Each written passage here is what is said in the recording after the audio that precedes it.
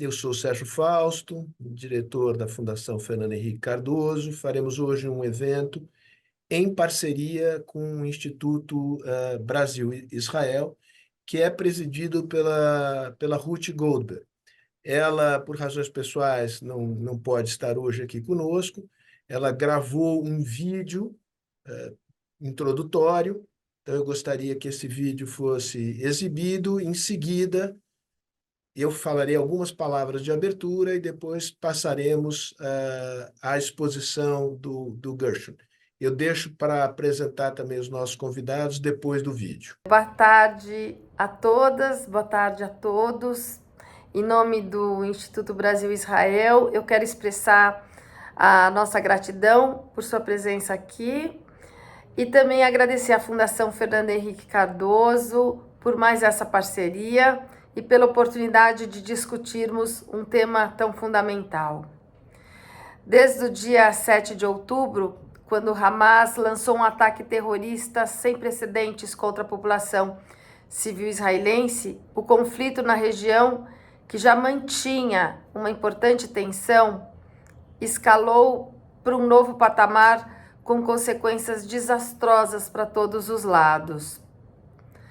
A grande pergunta que todos nos fazemos é sobre o desfecho dessa terrível guerra que acumula um grande número de vítimas civis israelenses e palestinas e um angustiante quebra-cabeças de soluções. Mais do que nunca, é preciso dar espaço para a criação de planos de ação contemplando o estabelecimento de negociações e de diálogo em busca de um caminho para a paz, para a coexistência com direito à autodeterminação dos dois povos, os palestinos e os israelenses. Para aqueles que ainda não estão familiarizados com o Instituto Brasil-Israel, permitam-me rapidamente contextualizar nossa missão e o nosso compromisso na defesa por valores universais, como os direitos humanos, a democracia, a valorização da diversidade e a coexistência entre os povos. Fundado há 6 anos com o objetivo de estimular o debate qualificado sobre Israel e sobre os judeus no Brasil, a nossa entidade busca estabelecer pontes de cooperação e aprendizado mútuo de produção de conteúdo, promoção de perspectivas por vezes até discordantes, mas que refletem a pluralidade na qual nós nos propomos atuar. Nesse período de guerra, nós mobilizamos várias frentes de atuação. Participamos de debates nas universidades do Brasil todo, entrevistas nos mais prestigiados meios de comunicação do país, publicamos artigos e guias, sempre com o objetivo de proporcionar esclarecimentos sobre o conflito israelense-palestino, à luz do conhecimento e de diversas perspectivas. Eu considero o encontro de hoje mais uma oportunidade de nos manifestarmos do lado das forças democráticas, na promoção do diálogo, do entendimento e de colaboração.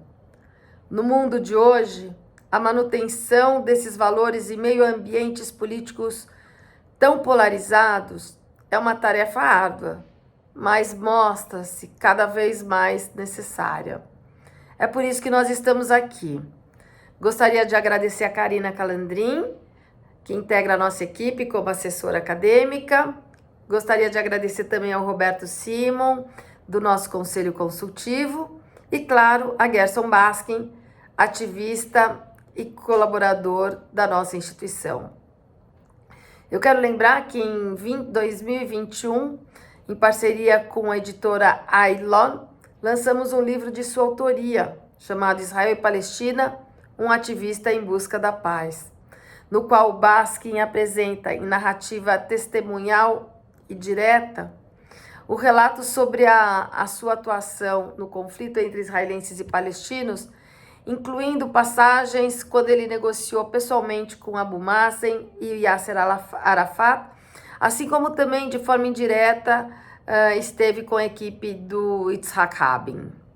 Lembro também que essa não é a primeira vez que o Baskin participa desse fórum. em novembro de 2020, juntamente com os jornalistas Guga Chakra e o Marcelo Lins, da Globo News, o Baskin trouxe uma importante reflexão sobre o futuro da relação entre israelenses e palestinos na época, 27 anos depois dos acordos de Oslo. Sejam todos muito bem-vindos, bem-vindas. Fica aqui o nosso convite para que acompanhem as atividades do IB nas principais redes sociais. E o meu muito obrigada. Mais uma vez, um agradecimento especial à Fundação Fernando Henrique Cardoso, ao querido Sérgio Fausto, e que tenhamos discussões enriquecedoras e construtivas ao longo deste evento. Obrigada. Ouvimos a Ruth, que praticamente me dispensa de reapresentar o Gershon aqui, apresentou de maneira, enfim, completa e com muita vivacidade. Eu queria apenas frisar que nós estamos aqui hoje com um ativista da paz, com um intelectual público israelense, que ao longo de muitos anos, não retoricamente, mas na prática, inclusive envolvendo-se em situações de grande risco pessoal, trabalhou na interlocução com os palestinos em busca da paz. Temos aqui conosco também a Karina, que, como já disse a Ruth, é formada em Relações Internacionais e é conselheira acadêmica do Instituto Brasil-Israel. Temos também o Roberto Simon, jornalista, com mestrado em Harvard, hoje em Nova York, fazendo análise de risco político, autor de vários livros, entre eles um livro muito interessante sobre a participação do governo brasileiro no golpe militar que levou o general Pinochet ao poder no Chile. Antes de iniciar, eu vou fazer uma coisa que normalmente eu não faço, mas como o tema merece cuidado, é um tema delicado e todos sabemos a razão, eu vou ler um texto muito curto que eu preparei para esse nosso encontro e que, de alguma maneira, procura mostrar qual é a nossa perspectiva ao abordar este tema, lembrando, desde logo, que este não é o primeiro, não será o último, haverá vários outros encontros sobre este tema, e isso nos permitirá ter várias perspectivas sobre um tema que nos angustia tanto. Várias perspectivas, mas a partir de algumas premissas, e é sobre essas premissas que eu gostaria de falar agora, repito muito brevemente. Em 7 de outubro ocorreram atos de barbárie inaceitáveis. Hoje assistimos a uma tragédia humanitária em Gaza com danos imensos à imagem de Israel. Nesse contexto, falar sobre as possibilidades de construção da paz é mais necessário agora do que nunca, por mais difícil que pareça atingi-la no futuro previsível. Não haverá paz duradoura sem a construção de um Estado palestino viável, coexistindo pacificamente com o Estado de Israel. Ter um Estado é um direito do povo palestino e é também do interesse de Israel. Não haverá segurança para Israel sem um Estado palestino viável. A continuidade da ocupação põe em xeque a existência de um Estado judeu democrático, e eu friso aqui a palavra democrático. Um Estado palestino viável implica o fim da ocupação da Cisjordânia e a reconstrução de Gaza. O caminho da paz duradoura será longo e difícil, mas precisa ser apoiado por todos aqueles que são contra o fanatismo, que vive de alimentar ódios recíprocos. Essa é a perspectiva que devemos cultivar. Esta é a perspectiva deste encontro e de outros que certamente faremos no próximo ano. Muito bem. Now, Gershon in English. The floor is yours for your initial remarks for about 10, 15 minutes. And then we turn this into a Q&A between you, Karina, and Roberto.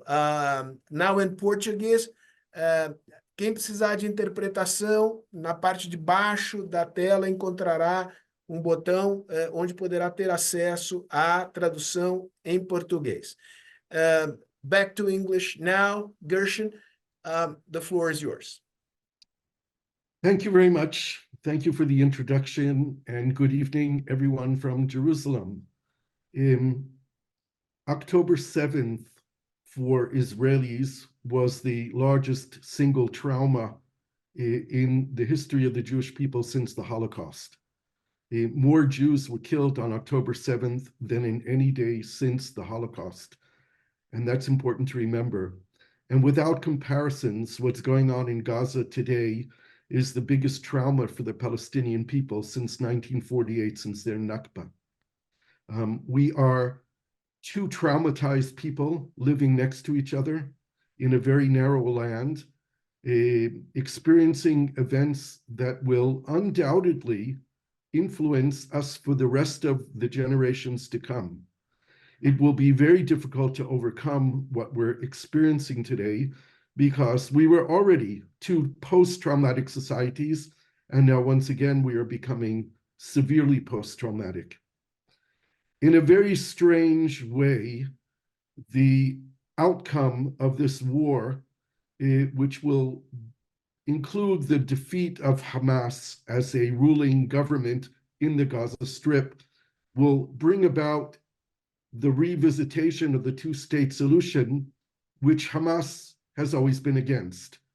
So in a way, the victory for the Israeli and the Palestinian people will hopefully be the renewal of an international peace-supported process in our region that will lead to a two-state solution that, quite honestly, for the past years, I and many of my colleagues thought had become non-viable. It seemed that the two-state solution had been eliminated from the international and our local agenda. But on October 7th, it blew up in our faces. Since 2009, the strategy of Prime Minister Netanyahu was to lead to a situation where there'd be a weakened Hamas in power in Gaza, supported and funded from the outside with Israeli agreement, and a delegitimized Palestinian Authority in the West Bank that would be painted in the eyes of Israelis as a Holocaust-denying, terrorist-supporting governmental entity, which nonetheless cooperates with Israel on security affairs, but is not a partner for peace. And as time went by, the majority of Palestinians, both in the West Bank and Gaza, viewed the Palestinian Authority as a subcontractor of the Israeli security forces, enabling increased Israeli expansion of settlements and deepening of the Israeli occupation in the West Bank, at the same time that the Israeli political leaders convinced the public that while we want peace in Israel, we have no partners on the Palestinian side. On the one side, we have an illegitimate Palestinian Authority that doesn't represent anyone. And on the other side, we have a Hamas government that seeks to destroy us. And what's remarkable is the success of this strategy of Netanyahu of eliminating the Palestinian issue from the international agenda and even from the local Israeli agenda. If you recall, we went through 5 rounds of elections in Israel, and never in any of those 5 rounds elections was the Palestinian issue discussed by politicians and the public. This single most consequential existential issue for the state of Israel was never even discussed during 5 rounds of elections. Before Netanyahu went ahead with his strategy of removing the Palestinian issue from our lives, he had made a very famous speech at Bar-Ilan University, where he talked about the two-state solution and seemed to let the international community and the people of Israel believe that he, in fact, supported a two-state solution, while in fact he didn't. In retrospect, one might remember that the day after Netanyahu's famous Bar-Ilan University speech, his father, Ben-Zion Netanyahu, a famous historian from the right wing, a revisionist historian, spoke on Israeli Galei Tzahal radio, on the Israeli Defense Force radio station, and he was interviewed about the two-state solution speech of his son, Benjamin Netanyahu. And Ben-Zion Netanyahu responded to the question, "What do you think of your son's speech?" He said, "I know my son. He didn't mean it." No one took him seriously. but in fact, he was quite serious. He didn't mean it. On October 7th, that blew up in our face. The two-state solution is back on our agenda. The international community is talking about it once again, including the United States. And now the question is, will it be genuine? Will it be real? We've had 30 years of peace process of Oslo. That was initially supposed to be a 5-year interim period, ending with permanent status negotiations that everyone assumed, or most people assumed, would lead to the creation of a demilitarized Palestinian state next to Israel. Let's be clear. Israel and Palestine signed 6 agreements between them. None of the agreements mentioned anywhere a Palestinian state. The agreements contained an enormous amount of what Kissinger called constructive ambiguity, enabling each side to believe what they wanted to believe when they signed the agreements. Each side is subsequently violated, breached every single one of the agreements they signed.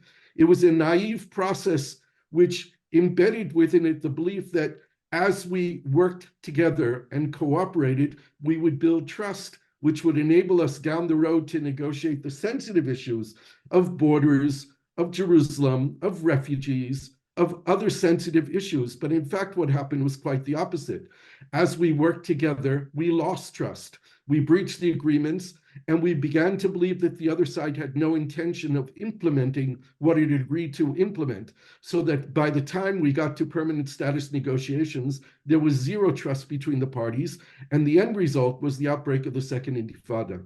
And since the outbreak of the Second Intifada in September of 2000, we have had no peace process, a genuine peace process. We had a brief period of time in 2008, 2009, when Prime Minister Ehud Olmert was negotiating in secret with Mahmoud Abbas. They held 42 meetings between them and came very close to an agreement, closer than ever before. But if we recall, Netanyahu was indicted for corruption. He was forced to step down. His successor in the Kadima party, Tzipi Livni, who won the elections by 1 more seat than the Likud, was unable to form a government, and Netanyahu took over in 2009. But Tzipi Livni and Condoleezza Rice, the US Secretary of State, had informed the Palestinian president Mahmoud Abbas to wait for Tzipi Livni and not to complete the agreement with Ehud Olmert because he lost his legitimacy, having been indicted for corruption. And since that time, we had one period of brief negotiations during the Kerry period, but essentially, since 2009, there have been no serious Israeli-Palestinian negotiations. Now we're faced with this dreadful, horrible war where almost 1,400 Israelis were killed on October 7th. 250 people were taken as hostages. We still have another 130 people remaining hostage in Gaza. A war going on in the ground and in the air in Gaza, where almost 20,000 Palestinians have already been killed, a majority of them women and children, non-combatants. 2 million people in Gaza are now homeless and have no homes to return to because their homes have been demolished and eliminated. Israel is carpet bombing large areas of the Gaza Strip, killing large numbers of people every day. A humanitarian tragedy is taking place. Some of it must be out of a sense of revenge. Another part of it is trying to figure out how to wage a war whose end goal is to destroy the enemy, not to leave the enemy in a position where it can rule the territory that it has been ruling over these years. From the Israeli point of view, there is no end to this war until Hamas is no longer able to govern the territory of the Gaza Strip and threaten Israel. Militarily, Israel is capable of doing it, of finding its leaders, of killing them, of destroying its infrastructure, of finding its stockpile of weapons, of destroying its ability to produce more weapons, of cutting off any tunnels that lead to the outside where weapons could be smuggled in. But the idea of Hamas, the ideology of Hamas, cannot be crushed militarily. There is no military means of beating an idea. The only way of beating an idea is with a better idea. And the only better idea that I can think of, and I hope the international community thinks so as well, is that Palestinians need to understand that they can start living for Palestine rather than dying for Palestine. We need to arrive at a moment that I've been calling the Belfast moment. I'll take it, Belfast was not a moment, it was a process. But there came a period of time in Northern Ireland when the people of Northern Ireland, after hundreds of years of killing each other, stood up and said, no more. We want to look forward. We will look backwards. We will never forget. We will remember what they did to us. We will remember how we were victimized by the other side. And that's the same reality in Israel and Palestine. We have added a new chapter to our collective memories that will never go away. We will always remember. But the challenge before us will the young generation of Israelis and Palestinians be able to start looking forward? On the day after this war, or what I've been calling the day after tomorrow, because it will take longer, there will be a need for a stabilization period. What we need to hope for and work for is that Israel will not reoccupy the Gaza Strip and stay there. If they do that, it will be an explosive boomerang to Israel. If anyone recalls in 1982, when Israel invaded southern Lebanon, the Shiite villagers in the south of Lebanon threw rice and candies at the Israeli soldiers as they liberated them from the holds of the PLO at that time. Several months later, the same Shiite villages were planting roadside bombs against the Israelis when it became clear to them that Israel had no intention of leaving. That will be the same situation in Gaza. We will need a period of stabilization. We will need international engagement, hopefully of the Arab states surrounding Israel that we have peaceful relations with. But this has to be led by the Palestinians. Any attempt to involve international actors in Gaza without an invitation and a lead from the Palestinians will be seen as another occupation and will not be welcome. There will be a need for an international peace process based on the two-state solution. It will require the international community to be serious. No more empty talk for 30 years about a two-state solution while most of the OECD nations only recognize one of the states. That has to end. President Biden, if he wants to continue being president, he's going to need to regain the support of the young generation of the Democratic Party and minorities. And one way that he can begin to do that is by recognizing the state of Palestine. The same for the UK and for Germany and other OECD nations who have yet to recognize the state of Palestine. 139 countries have recognized the state of Palestine. That's not enough. We need the main OECD nations to recognize Palestine. And then we need the Palestinian state to gain access to be a full member of the United Nations. And the negotiations between Israel and Palestine as state-to-state negotiations are not on the question of Palestinian statehood, but on the management of borders, on the drawing of borders, on the future of Jerusalem, on economic relations, on how we build bridges between the state of Israel and the state of Palestine, and not walls and fences. This will require also an enormous amount of money to rebuild Gaza quickly. And here I call for American-Chinese cooperation, which will not only be good for the global economy, but no one in the world knows to build infrastructure faster, more efficiently, and cheaper than the Chinese. And an American-Chinese-led international global effort supported by the Saudis and the Emiratis and other countries of the European Union will enable us to give Palestinians the hope that they need to replace the dreadful government that they've had under Hamas. Hamas has a distorted theology of Islam that sanctifies death. You are taught to be a martyr for Palestine, for Islam, for Allah, for Al-Aqsa, for Al-Quds. Palestinians need to be able to understand that Palestine is real, that security is real, that dignity is real, that liberation is real, that the Israeli occupation will end. Israel will never have security if Palestinians don't have freedom, liberation, and dignity. And the Palestinians need to understand that they will never have dignity, liberation, and freedom if Israel does not have security. It's a two-way street. And it will begin if Israelis and Palestinians will be able to say the following sentence, that the 7 million Israeli Jews and the 7 million Palestinian Arabs who live between the Jordan River and the Mediterranean Sea must have the same right to the same rights. If we can say that, that we all living here, Israelis and Palestinians, have the same right to the same rights, we can have a new beginning that will launch us forward, where the victory picture of this war will be the beginning of a genuine peace process between Israel and Palestine. Gershon, thank you so much for this eloquent, articulated, and far-sighted initial intervention. Now I'm going to turn to Karina to ask her to ask the first question. And then Roberto, and you will take turns, right? First Karina, then Roberto, and then we go for a certain period of time. I will try to intersperse questions from the public. I already have one here. Those who want to write questions, I will select them, can do through the chat on the bottom of the screen.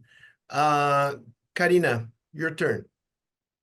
Thank you, Sergio. Thank you so much, Gershon.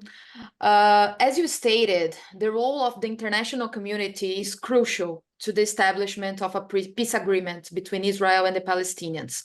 And given my academic background, I agree. So considering your experience in the dynamics of the conflict and previous negotiations, how do you view the role of international actors such as the United Nations, the United States, and Egypt? And do you believe that they are committed to the peace process? Yeah, I think it's important that we understand, while the Americans need to lead the international effort, both at restarting a peace process, a real peace process, of bringing about genuine reform in the Palestinian state and the Palestinian Authority with new democratic elections and restructuring the Palestinian government, we don't want the United States to be the mediator between Israel and Palestine. They have failed miserably every time that they do that. They are very bad at doing it. They are not impartial mediators. They always take the side of Israel and try to put pressure on the Palestinians, which is not the way to move forward. But the United States has a crucial role in helping to organize and facilitate what has to be an international process. I believe it first needs to be regional. It needs to be involving Israel and Palestine, Egypt and Jordan, the Emirates, Bahrain, and Saudi Arabia, maybe Morocco as well, or other parties that want to join in. But we need a regional architecture for stability, security, economic development, dealing with issues of energy and water and climate change. These are the issues that concern our region, and a bilateral Israeli-Palestinian process will not succeed. We need to bring other additional players to the table. It needs to be supported in every international arena possible. We're going to need the United States to help to raise funds and security arrangements to support the process. We need other countries of the world to back the Palestinian statehood without question, and to inform Israel that Israel must look toward ending its occupation of the Palestinian people. So it has to be an international effort, but it really has to be regionally led and regionally built. Good. Roberto, your turn. Great. Sergio, thank you so much for the invitation. Karina, Gershon, great to be here. And I'll tell a short personal story, but I promise there's a question at the end. And my personal story is the following. I was in Gaza Strip working as a reporter for Estado de São Paulo, Brazilian daily, when Gilad Shalit was released. And for the audience watching us who don't know the details of Gershon's career, Gershon played a key role in facilitating the release of Shalit, and Shalit was exchanged by hundreds and hundreds of Palestinian prisoners, some of which went to the Gaza Strip. And I was there and managed to interview some people who were in Israeli prisons. And it was a very diverse group, including people who were with the PLO and supported the two-state solution, but also members of Hamas and the Islamic Jihad who were very radical and were advocating for violence against the state of Israel and the continuing of terrorist attacks, etc. And we know what Hamas is all about. And looking back at those days after October 7th and the discussions I had with Hamas members, for example, I couldn't imagine them doing what was done in October 7th, meaning the sheer cruelty that we've seen, the targeting of civilians and so on. And to a certain extent, in a different way, the same can be said about Netanyahu and what we're seeing now, right? Particularly the speech he made on Sunday, where, as you mentioned, he basically said that he never supported Oslo. He's proud of the fact that he made a Palestinian state completely inviable, and basically contradicting everything he said in Bar Ilan in 2009, where he publicly supported a two-state solution. He agreed to the freezing of settlements under a lot of pressure from the Obama administration. And then I'll get to my question, which is, for us, the camp that believes that the only solution is a two-state solution, what is the explanation for this? Were we naive in terms of believing that these very extreme forces could come to senses and move towards the center and agree to something that could lead to a two-state solution? Or do you believe that over the past decade, they were even more radicalized, given the situation that you described in Gaza and so on? Or was a mix of the two? I've been negotiating with Hamas for 17 years. A large part of that time was the negotiations for the release of Gilad Shalit. Over the last 8 years, negotiations were for the return of 2 bodies of Israeli soldiers who were killed in Gaza in 2014, Hadar Golden and Oron Shaul, and 2 Israeli civilians who were not mentally well, who entered Gaza on their own and have been held by Hamas since 2014, an Ethiopian Israeli, Avera Mengistu, and a Bedouin Israeli, Hisham Asayed. But during that period, I also tried to negotiate long-term ceasefires with Hamas, based on my belief that as long as the government of Israel, Netanyahu, had decided that Hamas was in power, and there was no way of undoing that, we need to find a way to ease life in Gaza, to normalize life in Gaza, to give people a little bit more breathing room. It's a population in a very densely populated area with extreme poverty, 80% of the people living under the poverty line, 7 working universities and colleges graduating young people with no future, no jobs, 70% unemployment of young people. So my belief was that we could try to negotiate with Hamas a long-term ceasefire, which would include the undoing or opening up of the siege on Gaza, at least the economic siege on Gaza. That's what I believed. I think that there were opportunities to do that during those periods. I had begun negotiating with Hamas on that after Gilad Shalit returned, and the person who was at the end of the negotiating line in the Hamas side, Ahmed Jabari, who was the chief of staff of the Hamas army and the person responsible for abducting Gilad Shalit and holding him for 5 years and 4 months, was assassinated on the day when he received the latest version of the proposed ceasefire agreement that I was negotiating with a counterpart in Hamas. And over the last years, I tried to negotiate it again. I think that we were fooled by Hamas in the last years in believing that there was a pragmatic side to them. There were 2 rounds of warfare between Israel and Islamic Jihad where Hamas stayed out of the battle. And that was interpreted by the Israeli intelligence community and the army and the politicians that Yahya Sinwar, the leader of Hamas in Gaza, wanted to be more pragmatic. There were 17,000 Palestinians working from Gaza, working in Israel every day, bringing about $30 million a month into Gaza economy. And there was the hope that that could be expanded over the past period of time because people thought that Sinwar was pragmatic. But we were duped. We were fooled. They outsmarted Israel in every way possible. They led Israel to believe that the border in Gaza was secured. We spent over $1 billion building that border. We had very sophisticated electronic surveillance. Hamas took it out with drones that you can buy on Amazon and hand grenades that were dropped into central electronic tracking stations. They took down Israel's communication. Gates that were built in the fence for the Israeli army to enter Gaza also turned out to be gates that the Gazans could use to enter Israel, and no one thought about that. And the bigger part of it is because of the Israeli denial of the rights of the Palestinians to have a state of their own, and the right-wing Israeli governments that we've had, this being the most right-wing government that we've had, Israel has continued to build more and more settlements.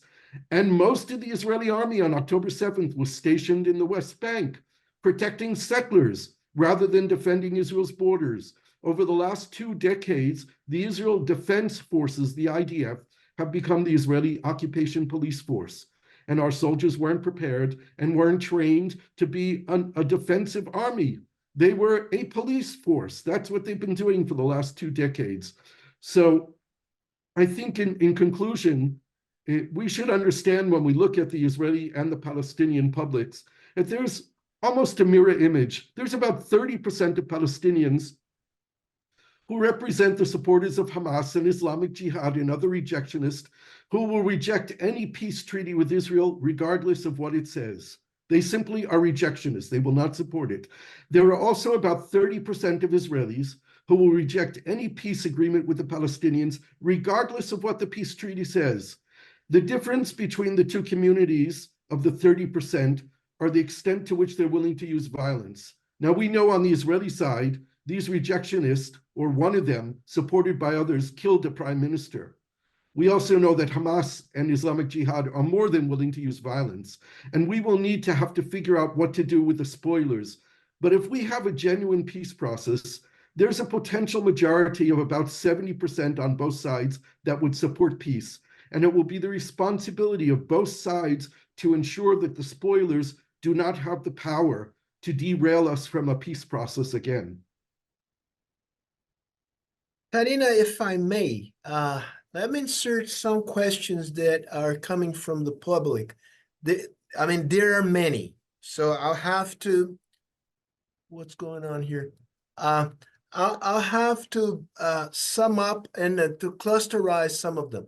And I think they come from Lamerinhas, from many people here. But what they are trying to do is to shed light on the Palestinian side. So looking for partners for peace. So Gershon, you just said that now, as we see things now, Hamas is clearly not part of the solution. It's part of the problem, right? It might have been different in the past. There are disagreements on this in this regard, but clearly now I think there is a consensus that Hamas is part of the problem. So when you, in addition to that, when you look at the Palestinian Authority, right, the PA, is in shambles, right? So it's like generally speaking, have to start from scratch, right? What is your take on how to help the Palestinians to help themselves, right? Because it has to go both ways. Right. So from the outset, I think that after this war, we will no longer have Hamastan in Gaza, and we will no longer have Bibistan in Israel. We're going to have a shakeup of the Israeli government and the Palestinian government. We don't have to undo everything that's been done in Palestine. There is governance. There are government ministries. There's a functional civil service. And that doesn't have to be undone. But for years, the Palestinians have been screaming that they want elections. They want to reinstate democracy as they had begun to do when they built the Palestinian Authority. If there's one thing that Palestinians have agreed to over years now, is that they want Mahmoud Abbas to retire, and they want to have a democratic choice to choose new representation. Palestinians also agreed that there needs to be one Palestinian government over the West Bank and Gaza, not two separate governments. And it has to come from the result of elections. Now, I think it's important that we all weigh in with the Palestinians and help them to understand that democracies need to protect themselves. Every democracy has limitations on who can participate in elections. Democracies don't commit suicide. And I think on the Palestinian side, they need to make a commitment or a decision that parties that seek to destroy democracy or seek to destroy Israel endanger the Palestinian people. And therefore, parties that support an armed struggle should not be allowed to participate.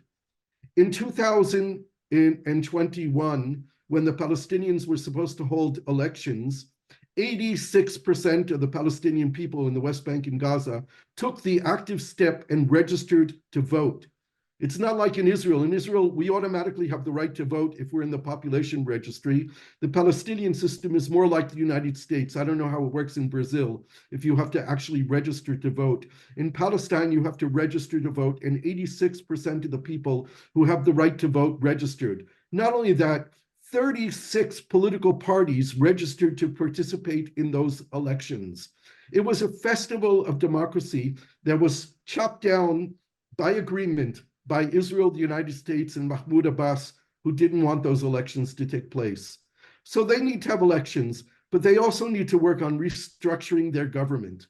They need to, once again, enforce a rule where there's a separation of authorities, where the president's office can eliminate the legislative branch of government. That cannot exist. The legislature needs to be strong. It needs to be the place where the government is elected. The prime minister needs to be the place where governmental power exists. The judiciary in Palestine needs to be independent and not judges appointed by the president. So they need to go through a period of restructuring with the help of the international community. And then they need to hold elections that all Palestinians living in Palestine, including in East Jerusalem, should be allowed to participate in, to elect a government that represents them.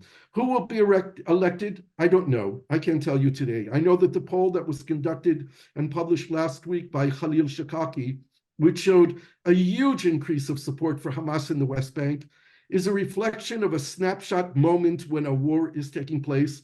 I personally don't take wartime polls seriously.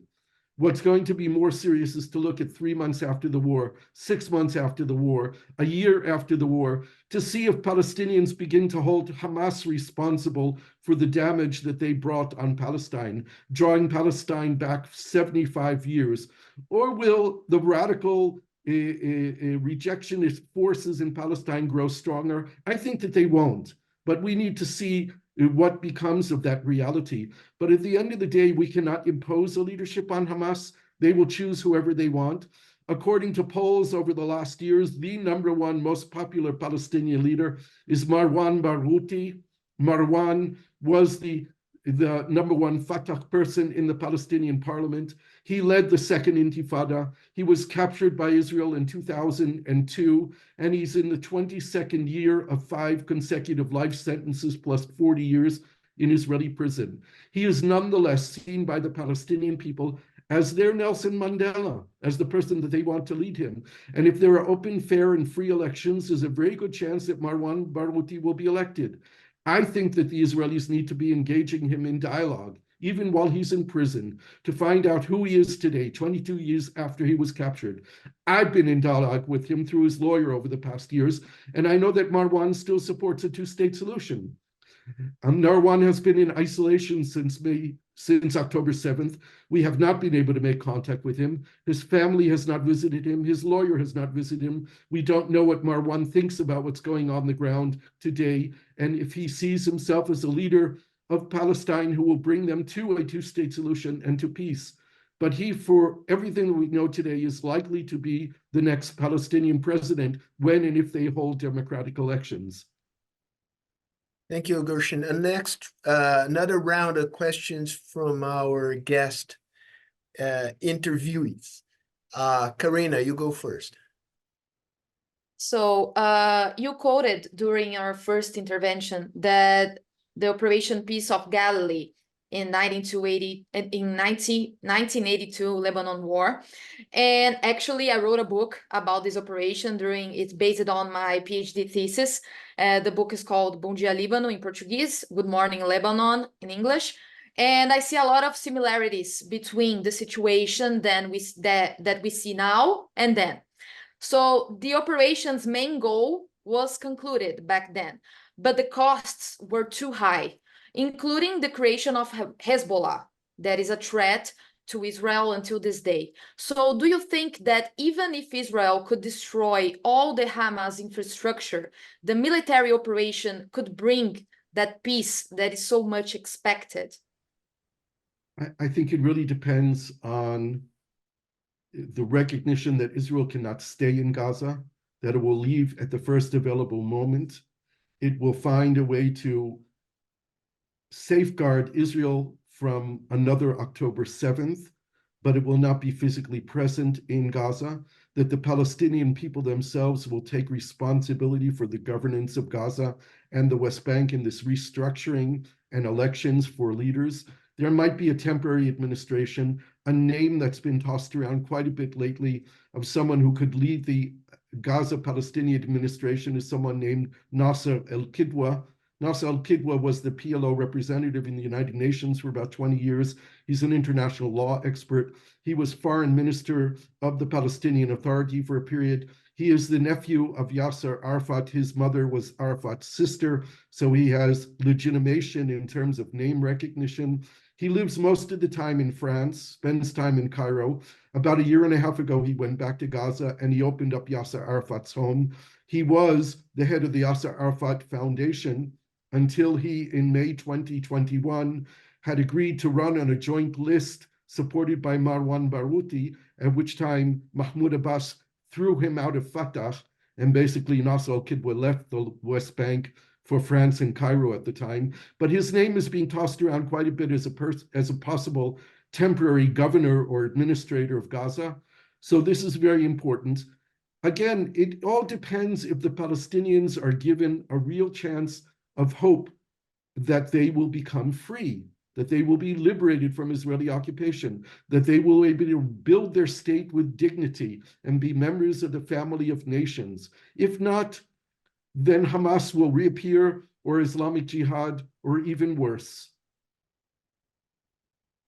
Roberto. I want to ask you about kind of the elephant in the room, which is Netanyahu and also the future of Israeli politics as you see it, right? Clearly, Netanyahu is in campaign mode again. He's saying that Israel is going into Gaza to stay and for the long term, right? But how do you see the evolution of Israeli domestic politics over the next 6 months to a year? What do you expect to see in 2024? Clearly, the polls show that Likud is weaker than before, but still holds, significant or would hold a significant part of the Knesset. But who can emerge? What kind of government can emerge, given the fact that the left is almost non-existent at this point in Israel? What configuration of power do you believe can lead kind of the process towards a two-state solution on the Israeli side? Look, Netanyahu. Sorry, can I just piggyback on Roberto's question to putting myself in the shoes of an Israeli citizen? I would ask, can I trust the Palestinians to rule the territories? Would that be to what extent would that be a threat for us? Okay. So I think this is a key question to be answered if you want to build domestically, if you want to build support for the kind of agenda you are supporting, Gershon. Okay, I'll relate to both. First of all, there's no one in Israel who bears more responsibility for the tragedy of October 7th than Netanyahu. Netanyahu is directly responsible for leading us politically to what happened on October 7th, and of course, as the head of the government responsible for the intelligence and military failure. The primary responsibility of any country is to protect its citizens. Israel failed to protect its citizens on October 7th. 1,400 citizens were murdered. Another 250 citizens were abducted and taken to Gaza. Israel is responsible, the government of Israel is responsible, and the person with the primary responsibility is the prime minister. And yet Netanyahu is the only person in the Israeli administration who refuses to take responsibility.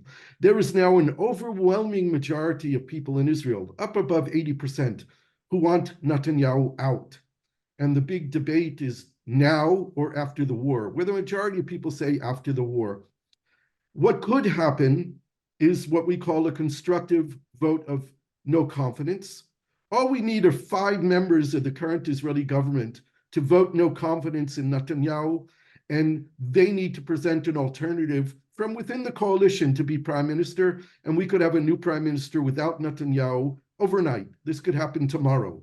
If there were 5 members of the 64 majority coalition who decided that Netanyahu needed to go. It doesn't seem that we have those 5 people yet who are courageous enough to stand up against Netanyahu, but that could happen anytime over the next 6 months or year.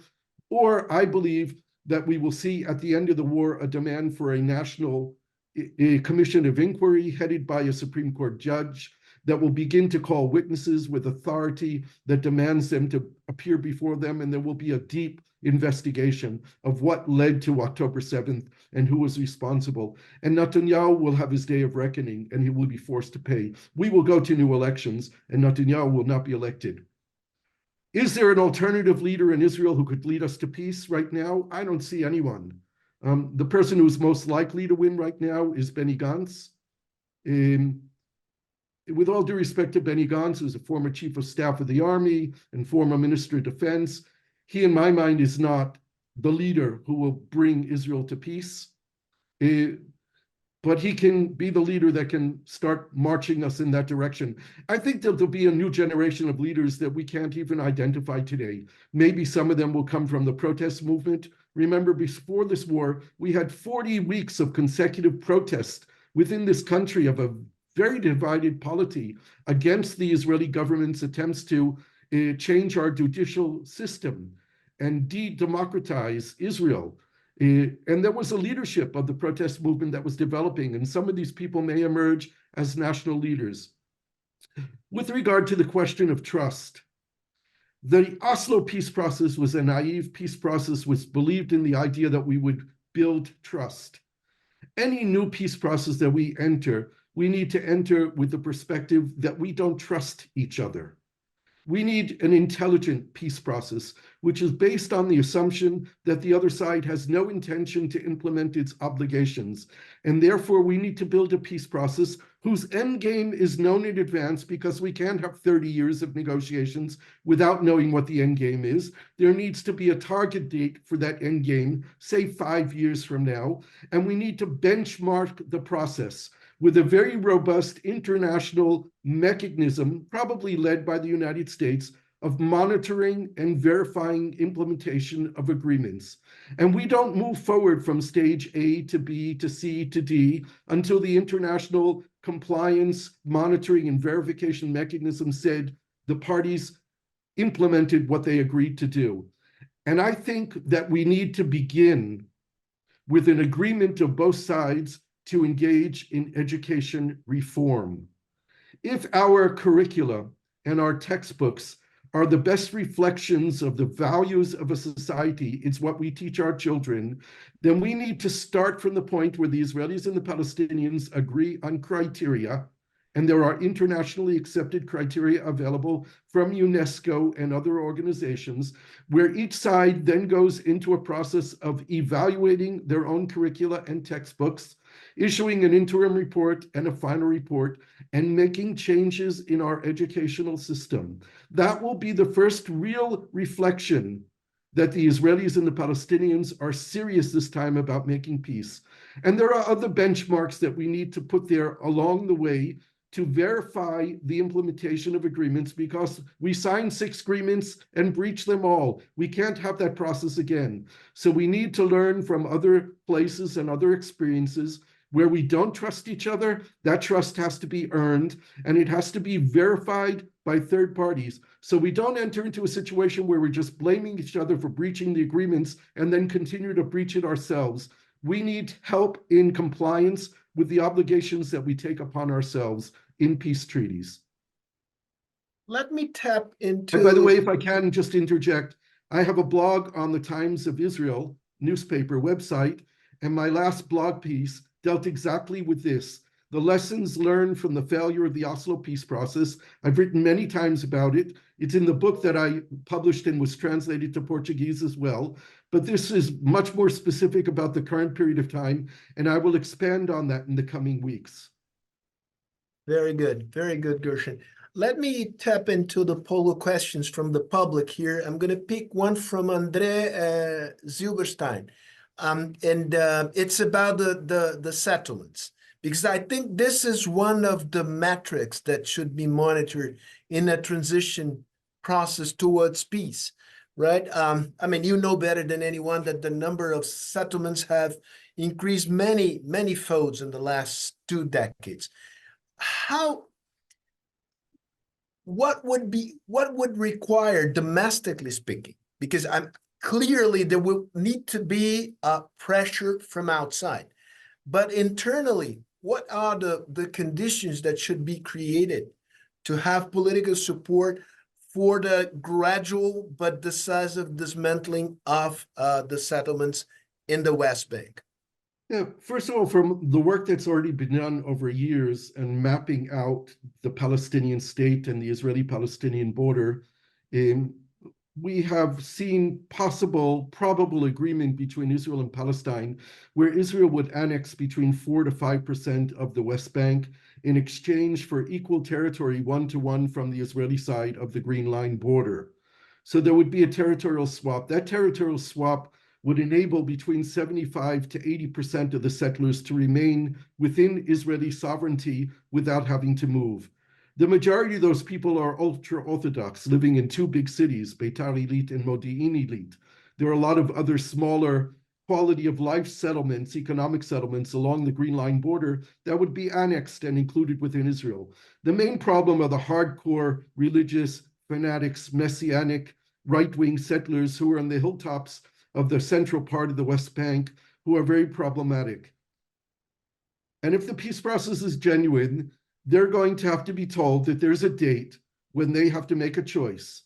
And the choice will be, do you remain in a Palestinian state as residents of Palestine or citizens of Palestine under Palestinian sovereignty and under Palestinian law without a militia that you own and protect yourselves? Or will you repatriate yourself to the state of Israel or to the annexed areas? For people who the principle of living in Judea and Samaria, the historic lands of biblical Israel, they could relocate to the annexed areas. Other people could come back to the state of Israel themselves. We need to make sure that the Palestinians agree to the principle that there could and should be a Jewish minority living in the state of Palestine. As opposed to what many people think, Mahmoud Abbas never said that the Palestinian state would be Judenrein, would be without Jews. What he did say is that would there be no Israeli settlers in the state of Palestine, meaning segregated, apartheid-like communities with private militia and separate from the Palestinian state. But he has agreed, and Salam Fayyad, the former Palestinian prime minister, in a conversation that I had with him, said something very smart, and I think the Palestinians need to repeat it. He said to me, we will welcome Jews to live within our state, and we will grant them exactly the same rights that the state of Israel grants the Palestinian minority of the state of Israel, thereby equalizing and perhaps improving the rights of Palestinians who are citizens of the state of Israel. They could be Jewish citizens of the state of Palestine. How likely is this scenario? Not very likely.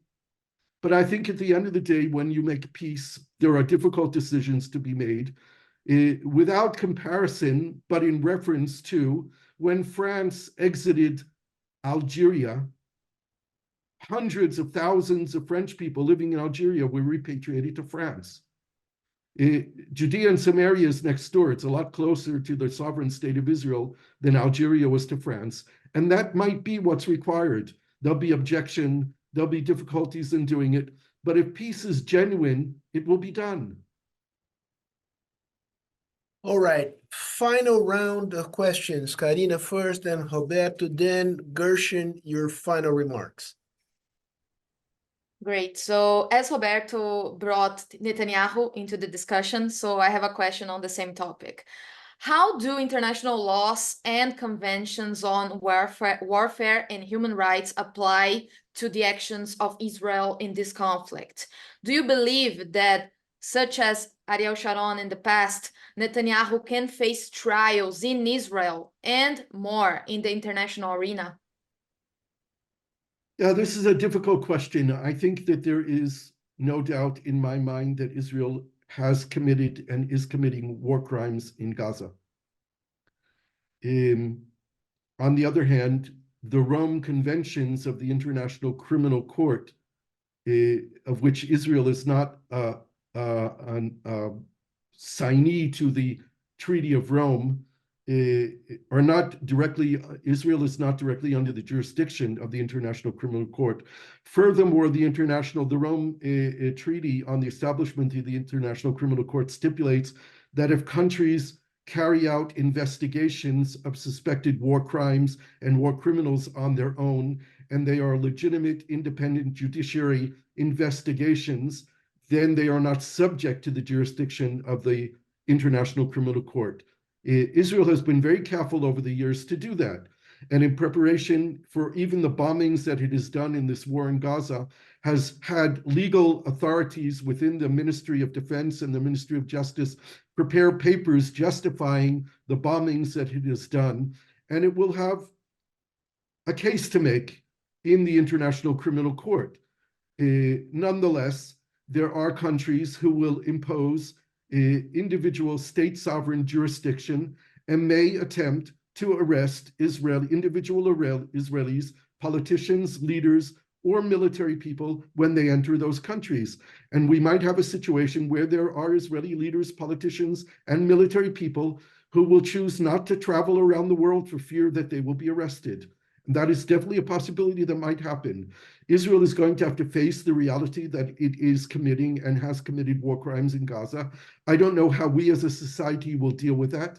I know that we will have to face ourselves in the mirror in the future and come to reckon with some of the horrific things that we are doing there. There are so many innocent people, women and children, who are being killed in Gaza. It's a humanitarian catastrophe.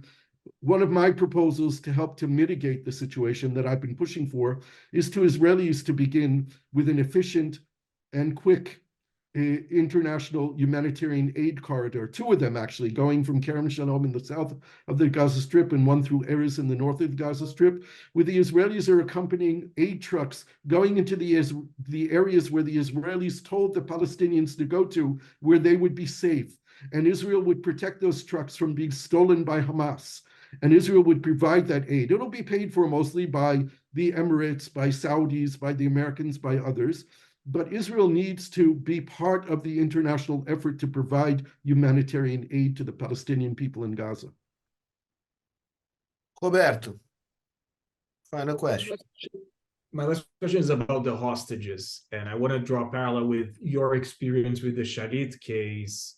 And just, again, for the audience, this was one soldier, was about 19 years old, if I recall correctly, was captured inside Israel, taken to Gaza, and I think he stayed in Gaza for something like 8 years, and he was eventually 5 years and 4 months. 5 years and 4 months, and he was eventually exchanged for something like 1,200 1,027. Okay, even more accurate there. And of course, you were directly involved building a back channel that took years to be established. And so this was a very, very hard process to build and to see Shalit released. The situation now is completely different because first we have 250, one hostage was released or it was released by the Israeli military. Then we had multiple rounds of doing a ceasefire to release even more hostages. We had the tragic killing of 3 hostages over the weekend.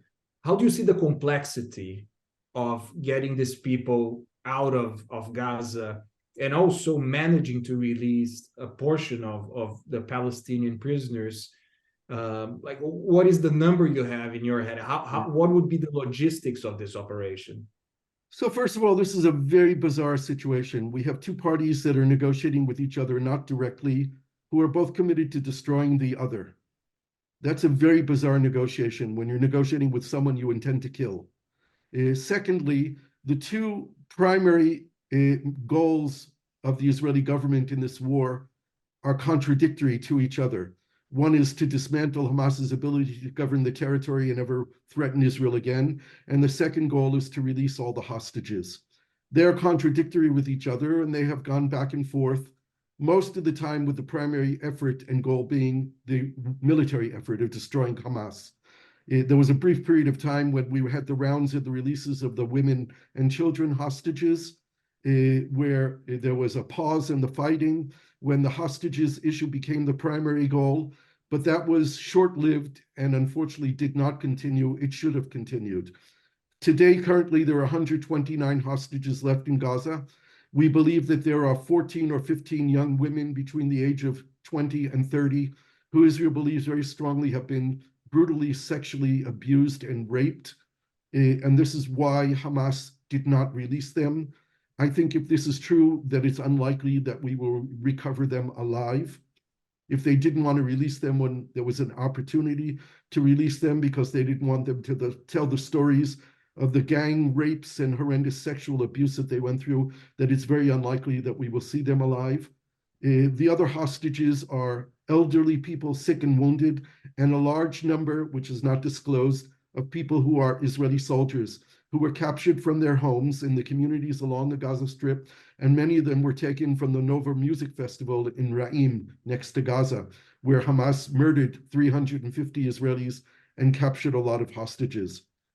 Hamas has demanded from day one of the war an exchange of all for all the Israeli hostages for all the prisoners in Israel. This is the only way that Israel can bring all the hostages home safely and alive for all those who are still alive. There are more than 7,600 Palestinian prisoners today. Of them, 559 of them are serving life sentences for murdering Israelis, another 130 who were captured in Israel on October 7th, 8th, and 9th, and hundreds of more who were taken out of Gaza by Israel since the beginning of the war. About 400 of the 7,600 are from the Gaza Strip. The rest are from the West Bank. About 20 to 30% of the prisoners are members of Hamas. There is a possibility for an interim deal, which is very difficult, which is negotiations have begun. The head of the Mossad, the head of the CIA from the United States, and the Prime Minister of Qatar have opened up a new process. The proposal that I put down on the ground is one in which Israel should make an offer to release something like 3,000 prisoners. Israel should publish the names of those prisoners to put pressure on the Palestinian side so the Palestinian families can see the names of their loved ones, of people who Israel is ready to release. And Israel should demand the release of the elderly, the sick, and the wounded, the remaining women, if there are women who could be released. We don't know the fate of the Bibas family, which is a mother and 2 young children. One of the children just is celebrated, I think, 11 months old. The other is, I think, 2 years old. And we don't know if they're alive or not. Hamas claims that they're dead.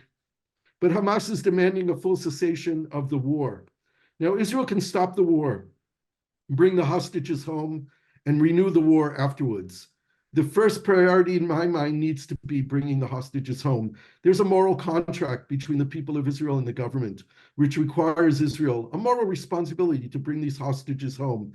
If it becomes clear to the society of Israel, to our people, that the government of Israel has decided to sacrifice the hostages, I think this is a damage, a hurt to Palestinian society that will take generations to recover from. The kind of solidarity that we have within Israel, which is part of our ethos, will be damaged beyond repair for generations if it becomes clear that Israel decided to sacrifice the hostages. So I think everything needs to be done to bring the hostages home. Every day that they remain in Gaza is a danger to their lives. We've already seen more than 20 of the hostages being declared death or Israel recovering their bodies. Every day they're risk that more of them will be killed. So we need to work quickly to bring them home. All right, let's close now. Thanking Gershon once again. The more I hear you talk, the more admiration I have by you, your moral courage, and your realism, but without cynicism. So thank you so much again for making the time to be here with us. And thank you, Roberto. Thank you, Karina. Thank you, all the people of the Instituto Brasil-Israel. É sempre um prazer fazer eventos, atividades em conjunto com vocês. Thank you so much. Thank you. Thank you very much. Thank you, everyone.